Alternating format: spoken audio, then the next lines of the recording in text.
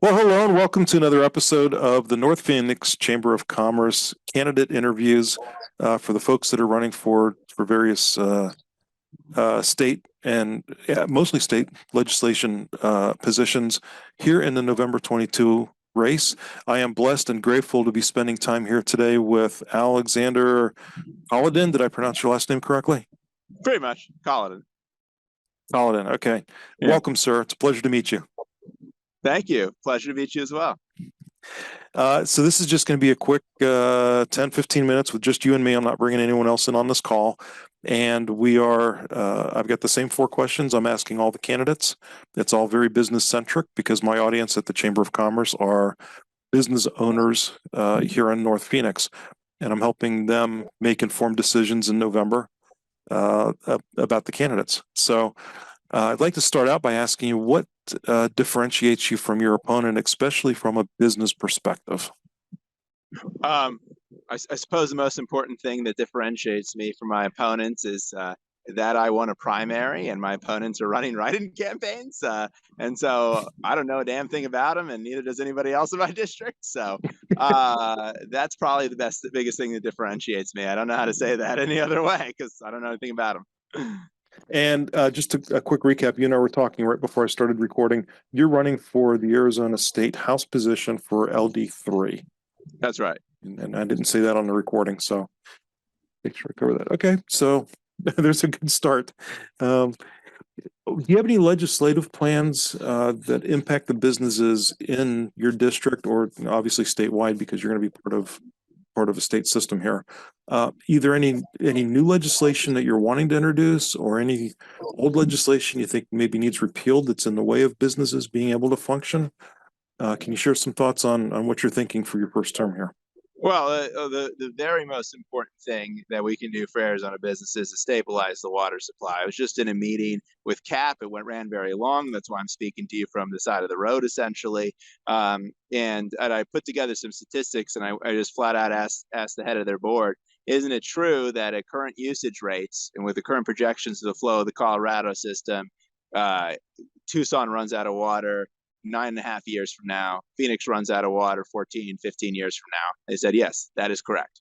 So the most important thing we could do for Arizona businesses is make sure they're still in Arizona. And that is going to be my focus in the business front, is making sure that we have this water supply stabilized, especially towards looking through to augmentation measures, also trying to make sure that the legislature is taking a more active role in the process. Last year, the legislature allocated $1 billion to try to seek out new sources of water, gave it to WEFA, drastically expanded the powers of the agency. When you give bureaucrats $1 billion, unless there's oversight, it usually just gets burned up and nobody knows what happened to it. So I want to see the legislature taking a much more active role in that. Beyond that, one of the things that I'm looking at doing, one of the things that, I'm a lawyer, I've represented businesses in the tech community. One of the things that it seems to me has made it difficult to raise money in Arizona is that we have a very inconsistent system of securities enforcement, where the law is very vague, it's very unclear, it's very arbitrary, it's heard by administrative law judges and rubber stamped by the commission. And as a consequence, businesses that are trying to raise money, they get sucked into the system, they get no due process.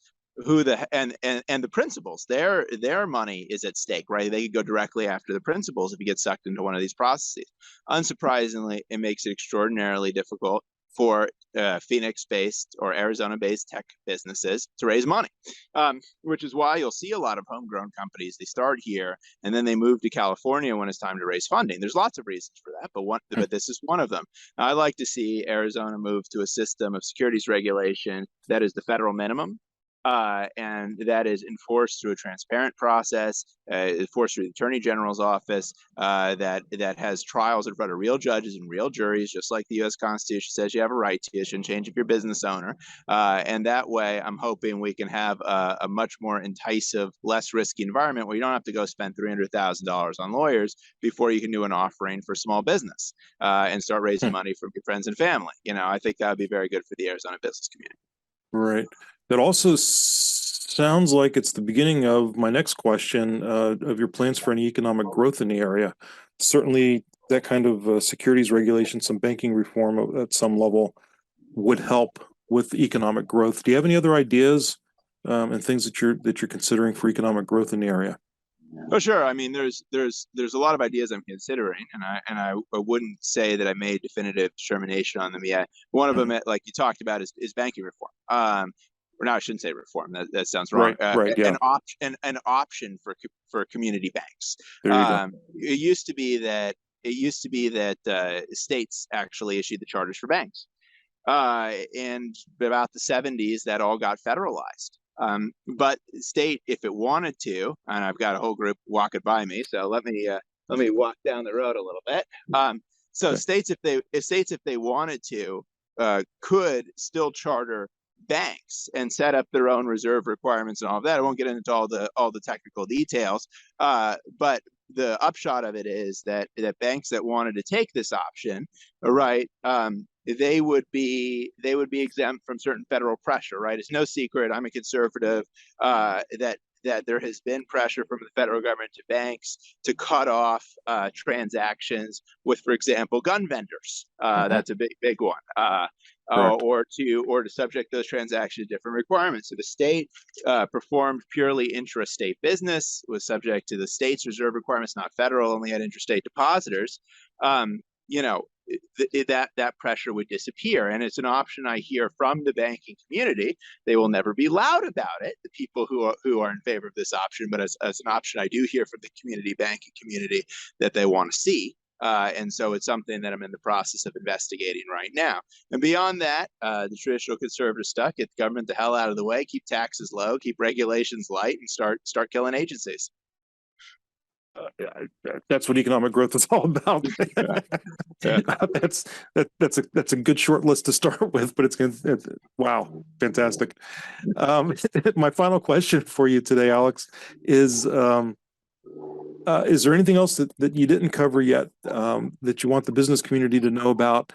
And in particular, is there any reason why should somebody within your district support your candidacy, especially from a business owner's perspective? You obviously just touched on a handful of reasons why. But if there's anything else you haven't covered with us that you wanted to say today, I'd love to hear it.